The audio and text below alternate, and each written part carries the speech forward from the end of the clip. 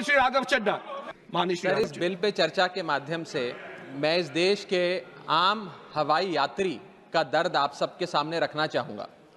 Sir, वादा था कि हवाई चप्पल वालों को हवाई जहाज की सैर कराई जाएगी। आलम यह है सर कि बाटा कंपनी का जूता पहनने वाला भी आज हवाई जहाज की टिकट नहीं खरीद पा रहा है। Economy class is no more economical. Sir, मैं आज इस सदन में बहस पे आने से पहले अपने फोन पर फ्लाइट के रेट चेक कर रहा था। सर, अगर कल मुझे दिल्ली से बंबई जाना हो तो टिकट 14,000 रुपए की है, वन वे की सबसे सस्ती टिकट। दिल्ली से पटना जाना हो तो 12,000 रुपए की टिकट, दिल्ली से बैंगलोर जाना हो तो 16,000 रुपए की टिकट। और सर वो छोड़िए, संडे के दिन यानी कि परसों मैं अपने क्षेत्र पंजाब से दिल्ली आया, मोहाली एयरपोर्ट से चंडीगढ़ एयरपोर्ट से मैंने फ्लाइट ली और दिल्ली पहुंचा। उस फ्लाइट की टिकट 14,500 रुपए की थी।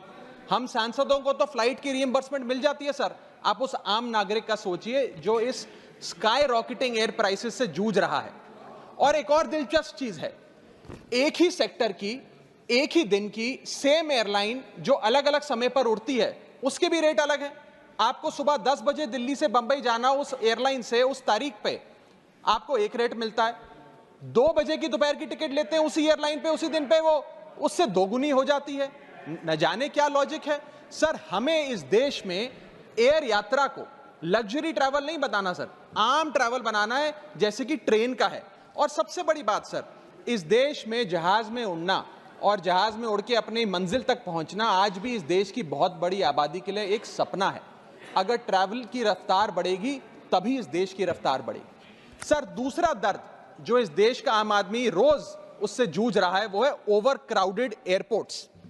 सर, आज हमारे देश के एयरपोर्ट्स बस अड्डे जैसे बन गए हैं। बस अड्डों से बदतर हालत, बदतर व्यवस्था देश के एयरपोर्ट्स पर है सर। सर, टर्मिनल 1 चले जाइए दिल्ली के, टर्मिनल 2 चले जाइए दिल्ली के, आप हालात देखिए। सिक्योरिटी लाइन से लेकर चेक इन लाइन तक लोग लाइनों में खड़े हैं और लाइनों में खड़े हैं और उसके बाद उनकी फ्लाइट भी इस चक्कर में मिस हो जाती है। एक मुसाफिर सही समय पर फ्लाइट नहीं पकड़ पा रहा क्योंकि वो बेचारा चेक इन और सिक्योरिटी लाइन में ही फंसा रहता है। इतने ओवर क्राउडेड एयरपोर्ट्स आज हमारे देश के बन चुके हैं। सर, आज यात्री का तीसरा दर Honorable members, please let the honorable members speak. Please. Sir, बोलने दीजिए। No, honorable members, please, honorable members. माननीय सदस्य, मेरा समय जा रहा है। Please let him speak. Sir, आज एयरपोर्ट्स पर खाना इतना महंगा है, बाजार के मुकाबले 2 गुना 3 गुना दाम है। एक साधारण सी पानी की बोतल जो 20 रुपए की बाजार में मिलती है वो एयरपोर्ट के भीतर जाकर फूड आउटलेट पे 100 रुपए की मिलती है। आज यात्री जो इंतजार कर रहे हैं अपनी फ्लाइट का, वो पानी पीकर पेट भर रहा है कि कहीं 250 रुपए की चाय और 350 रुपए का समोसा ना खरीदना पड़ जाए। बताइए सर, एक आम आदमी एयरपोर्ट पर अपने जहाज का इंतजार करते हुए क्या एक चाय नहीं पी सकता? क्या इस पर कोई रेगुलेशन नहीं होना चाहिए? क्या कोई अफोर्डेबल कैंटीन का मैकेनिज्म नहीं होना चाहिए? चौथा दर्द जो आज इस देश के आम यात्री को सर सहन करना पड़ रहा है वो है पुअर कनेक्टिविटी। आज इस देश के कई टूरिज्म स्पॉट्स पे, कई फेमस शहरों तक जहाज की यात्रा नहीं पहुंचती, फ्लाइट्स नहीं पहुंचती, एयरपोर्ट नहीं पहुंचती। कई शहर, अधिकतर शहर ऐसे हैं जहां पर एयरपोर्ट्स नहीं हैं। इंसान को जहाज लेकर, जहाज से उतरकर कई घंटों का बस का और गाड़ी का सफर तय कर अपनी मंजिल पे पहुंचना पड़ता है। सर, सरकार ने कहा कि मालदीव्स मत जाओ, लक्षद्वीप जाओ छुट्टी मनाने। मैं आपको आज का रेट बता रहा हूं सर, अगर आज मुझे दिल्ली से मालदीव जाना हो तो 17,000 रुपए की फ्लाइट है, लेकिन दिल्ली से लक्षद्वीप जाना हो तो 25,000 रुपए की फ्लाइट है सर। तो बताइए हम मालदीव जाएं कि लक्षद्वीप जाएं? सर, चौथा दर्द जो आज पांचवा दर्द जो आज एक आम यात्री को महसूस करना पड़ रहा है वो है sir flight cancellation and delays. Sir, एक आम नागरिक अपनी मंजिल पे, अपनी डेस्टिनेशन पे पहुंचने के लिए, जल्द पहुंचने के लिए कभी कभार ट्रेन यात्रा या बस या गाड़ी की यात्रा नहीं करता, वो महंगी टिकट खरीदता है। महंगी टिकट खरीद के अपनी मंजिल पे समय पे पहुंचना चाहता है। और कुछ ऐसे भी लोग हैं जो आर्थिक तौर पे सक्षम नहीं हैं, लेकिन आपातकालीन परिस्थितियों में, इमरजेंसी सिचुएशन में वो भी महंगी जहाज की टिकट खरीदकर जहाज की यात्रा करना चाहते हैं, अपनी मंजिल पे पहुंचना चाहते हैं। लेकिन क्या वो अपनी मंजिल पे समय पर पहुंच जा रहे हैं? निर्धारित समय से 3 से 4 घंटे लेट आज जहाज चलते हैं और खास तौर पे छोटे शहरों के जो एयरपोर्ट्स हैं वहां पर तो मैक्सिमम डिलेज देखे गए हैं सर 1 केजी अगर एक्सेस बैगेज हो जाए तो फ्लाइट आपसे हजारों रुपए का किराया वसूलती है, लेकिन कई घंटों के डिले के लिए क्या फ्लाइट हमें कॉम्पनसेट करती है? मैं आज माननीय मंत्री जी को कहना चाहूंगा कि कुछ ऐसा मैकेनिज्म बनाए कि हर घंटे के फ्लाइट के डिले के लिए एयरलाइन आम यात्री को कॉम्पनसेट करे, उसकी जेब में पैसा डाले।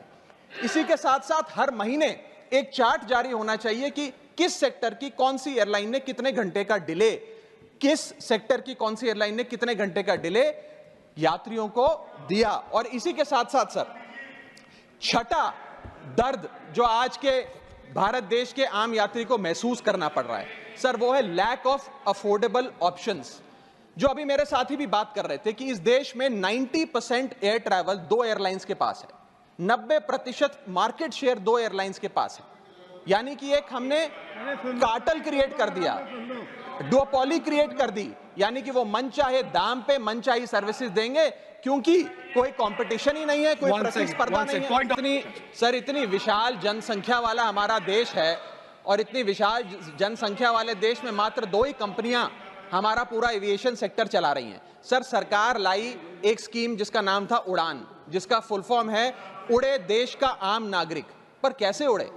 ना फ्लाइट के उड़ने के ऑप्शन है, ना अफोर्डेबल टिकट है, ना फ्लाइट सही समय पर चलती है, तो कहां उड़े, कैसे उड़े? और सबसे बड़ी बात सर, जब से ये उड़ान स्कीम आई है एक धारणा एविएशन सेक्टर में बनी हुई है कि जैसे ये स्कीम लागू हुई 2 एयरलाइन बंद हो गई, जेट एयरवेज और गो एयर, और तीसरी स्पाइस जेट बंद होने की कगार पे खड़ी है।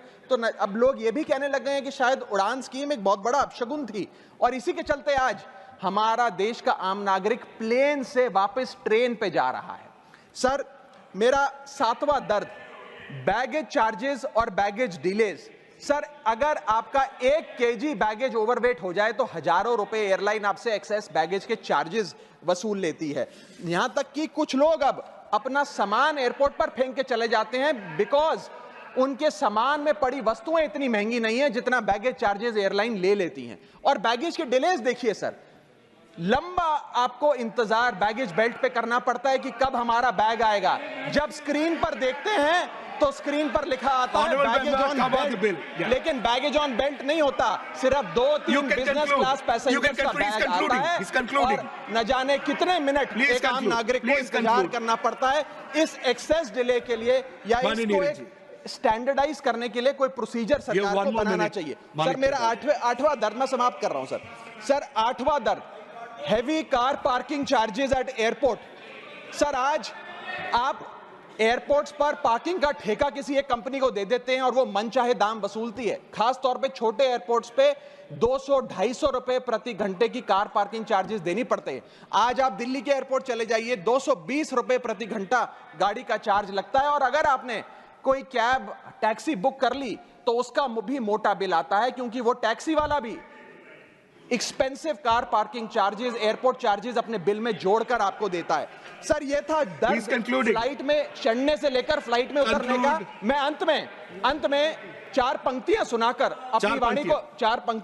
अपनी वाणी को विराम दूंगा और आज इस देश के आम नागरिक, आम यात्री का दर्द इन पंक्तियों में आप तक पहुंचाने की कोशिश करूंगा। कहीं है लंबी लाइनें, कहीं चेक इन से पहले काउंटर बंद, कहीं स्लो चल रहा है सर्वर, कहीं इंटरनेट है मंद। महंगी टिकट के बाद भी यात्रा की कोई गारंटी नहीं, आपका सामान चाहे टूटे चाहे फूटे कोई वारंटी नहीं। जो हाल है बस अड्डों का वही तस्वीर आती है एयरपोर्ट से। चाय हो या समोसा नहीं मिल रहा 500 रुपए के नोट से। रोज फ्लाइटें रद्द हो रही हैं धमकी बम विस्फोट से।